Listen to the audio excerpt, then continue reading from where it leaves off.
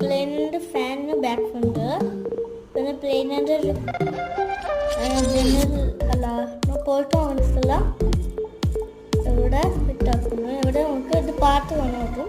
പിന്നെ ഇവിടെ ഒന്ന് തൊല അത് എന്താണെന്ന് ചെയ്ത് കാണും. പിന്നെ ഇത് തടിപ്പാവത്തിൻ്റെ സാധനം എവിടെ ഒന്ന് തൊല എവിടെ പിന്നെ അവ ഒന്ന് കുഴി പോലെ കുഴിച്ച് നിന്നിട്ടുണ്ട്. അത് പിന്നെ എവിടെ ഒരു കുഴിയുണ്ട്, എവിടെ കുഴിയുമുണ്ട്. അവിടെ ഇത് പാട്ട് ഇവിടെ ഒന്ന് കുത്തിയിട്ട് നോക്കിക്കോ. ഇത് വേറെ കാണാം. ഇത് പ്ലെയിൻ